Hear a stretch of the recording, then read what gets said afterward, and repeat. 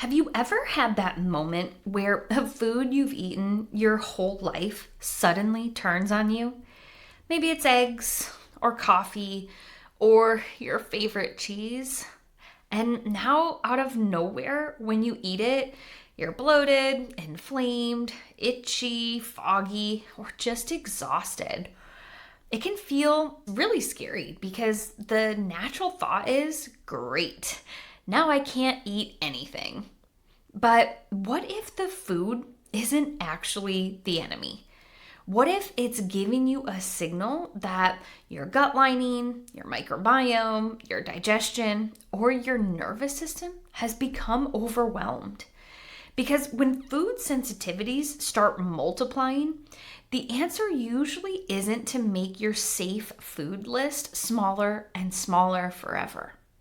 The answer is to understand what changed inside your body so you can calm the reaction, support the root cause, and begin rebuilding trust with food again. So in this video, I'll show you why foods you used to eat without a problem can suddenly start triggering symptoms, how your gut lining, microbiome, stress response, and digestive enzymes all play a role, and what you can do to start healing at the root without turning food into something you fear. To understand why this happens, picture your gut lining like a calm, well-run security checkpoint. When that checkpoint is strong, it knows what belongs inside. Nutrients get through, minerals get through, properly broken down food particles get through. But when that checkpoint gets worn down from things like chronic stress, antibiotics, frequent pain reliever use, gut infections, alcohol, ultra-processed foods, nutrient deficiencies, or inflammation, things can start slipping through that were never meant to enter the bloodstream. And once the immune system see those particles on the wrong side of the barrier, it may start reacting. Not because the food is evil, but because it showed up in the wrong place. So when a food you used to love suddenly starts creating symptoms, the question is not, what food do I need to eliminate forever? The better question is, what weakened the checkpoint? Which brings us to root cause number 1, a gut lining that needs support. One of the biggest reasons food sensitivities can suddenly show up is that the gut lining has become irritated, inflamed, or more permeable than it should be. And I want to say this clearly. Your gut lining is not just a passive tube that food moves through. It is a living, intelligent barrier. Its job is to let the good things through, like nutrients, minerals, amino acids, and fatty acids, while keeping the wrong things out. So when that barrier becomes irritated or less resilient, the immune system can become exposed to things it normally should not see. And that can create reactions that feel confusing because they may not happen immediately. You may eat it and feel bloated several hours later, or foggy the next morning, or feel inflamed, itchy, puffy, achy, or exhausted hours or even days later. Now, a distinction I want to make here. If your reaction is immediate hives, swelling of your lips or throat, wheezing, trouble breathing, fainting, severe vomiting, or anything that feels urgent, that is not something to treat like a food sensitivity. That is what we call a true IgE food allergy, and that needs immediate attention and medical evaluation. But when we're talking about delayed food reactivity, also known as IgG food sensitivities, this is where the gut lining matters so much. Because things like chronic stress, antibiotics, frequent pain reliever use, gut infections, alcohol, ultra-processed foods, high sugar intake, low fiber intake, and nutrient deficiencies can all wear down that checkpoint over time. So the food may look like the problem, but the deeper issue may be that the barrier needs support. And this is where temporary food removal can be helpful, but only when we understand the purpose. We are not removing foods because they are bad forever. We are reducing the load on the immune system while we repair the gut. So this means temporarily removing the biggest triggers while also supporting the gut lining with enough protein, minerals, omega-3 rich foods, colorful plants, hydration, sleep, and gentle fiber if your body tolerates it. The goal is not to punish the food or to punish you. The goal is to calm and repair the security checkpoint that is your gut lining. Now, the second root cause we want to look at is an imbalance in the gut microbiome, or the beneficial bacteria you want to have in your gut. You see, another reason foods can suddenly start bothering you is that your gut microbiome may be out of balance. And this is important because not every food reaction is an immune reaction. Sometimes it's a fermentation reaction.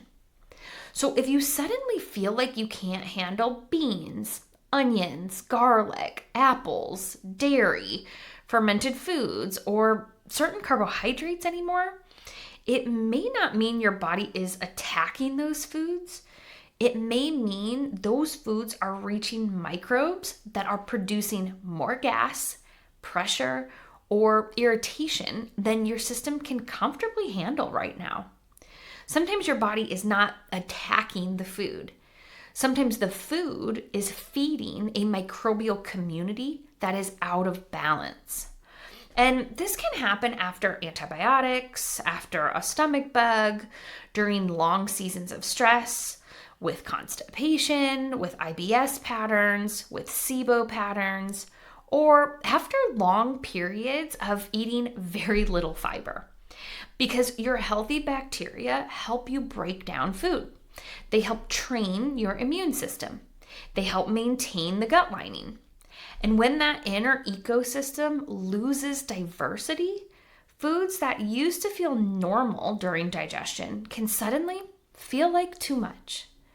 This is where I want you to be gentle and go low and slow.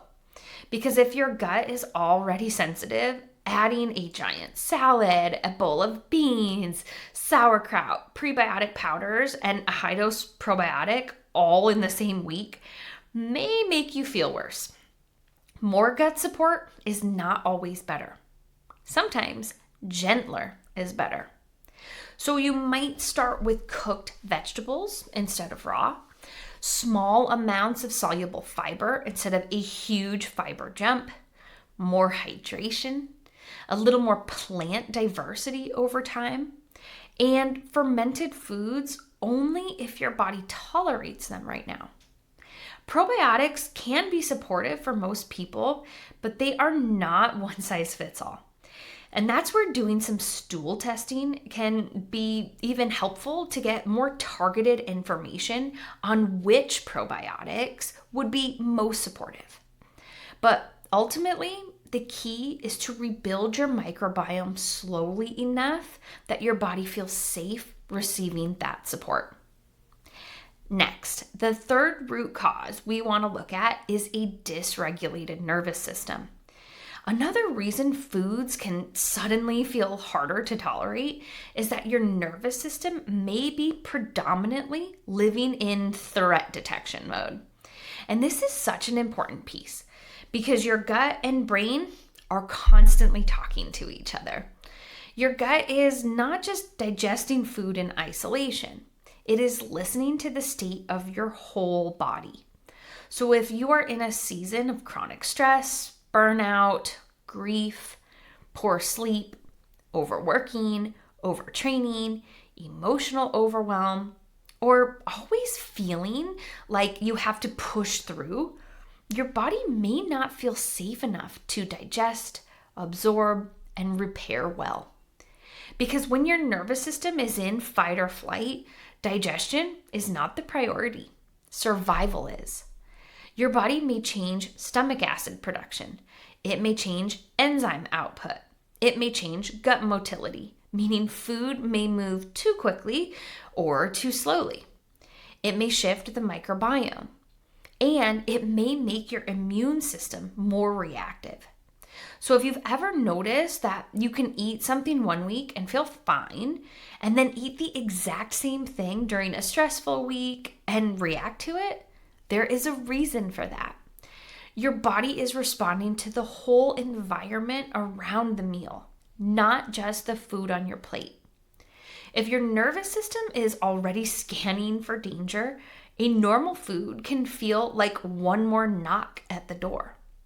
So one of the most practical things you can do is create more safety around meal times.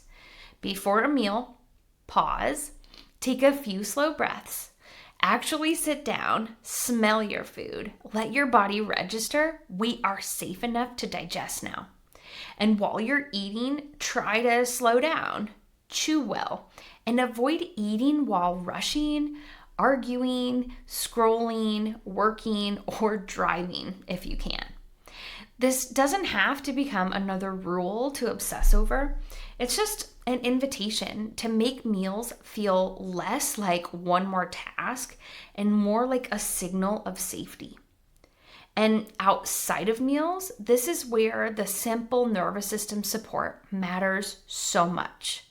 Consistent sleep, morning light, gentle walks, breath work, humming, time out in nature, boundaries, moments where your body gets to feel, even for a few minutes, I do not have to brace right now. Because your gut heals better and your digestion becomes less sensitive to foods when your body feels safe and your nervous system feels calm. A fourth root cause we want to look at when foods start to feel harder to tolerate is enzyme production. Foods can suddenly feel more difficult to digest because your body may not be breaking them down as well as it used to. And this is especially common as we age, or when we've been under long-term stress, eating too quickly, not chewing well, or dealing with low stomach acid, sluggish bile flow, or enzyme insufficiency. Again, sometimes the issue is not actually that you are sensitive to the specific food or foods. The issue may be that the food is not getting broken down well before it moves through the digestive tract. And when that happens, you may feel heavy after meals. You may bloat, you may burp, you may have more gas. You may feel like protein sits in your stomach, or fats feel too rich, or certain fibers and carbohydrates ferment too much. But before you decide your body hates a food, it may help to ask, am I actually breaking this food down well? And the first place I would start is not with a complicated protocol, it's with the basics. Chew more thoroughly, slow the meal down, try not to eat in a rushed or tense state, and make sure you shift into a calmer nervous system state prior to your meal. And pay attention to whether certain foods feel better when they're cooked, soaked, or prepared in a gentler way. Some people also do really well with digestive enzyme support. For example, lactase can help if lactose is the issue. Alpha-galactosidase may help with beans or certain fermentable fibers. And broader digestive enzymes can be supportive for some people, especially when chosen thoughtfully. Ultimately, the goal here is to understand what your body is asking for, so you can support digestion in a way that actually helps.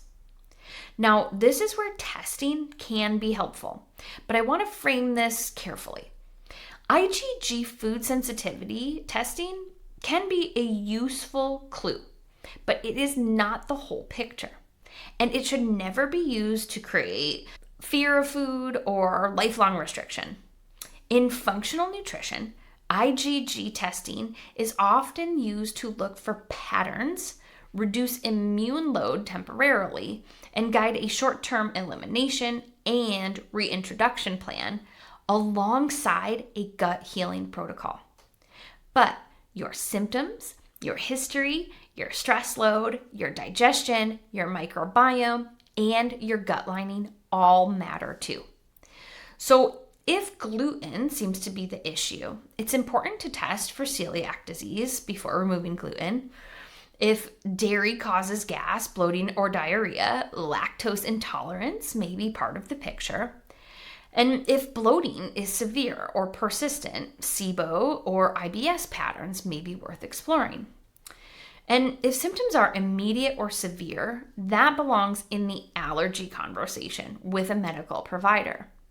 However, IgG testing can be a very supportive part of a healing plan and can give you clues as to what your body is asking for, which is why I use it with almost every client in my practice. But it should not take away your trust in your body and certainly should not be used as a lifelong restriction plan.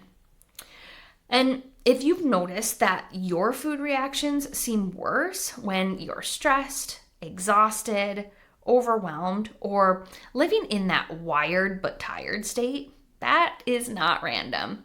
Your gut and nervous system are in constant conversation. So click right here to watch this next video to help you understand what your body is really asking for when it feels like it cannot settle.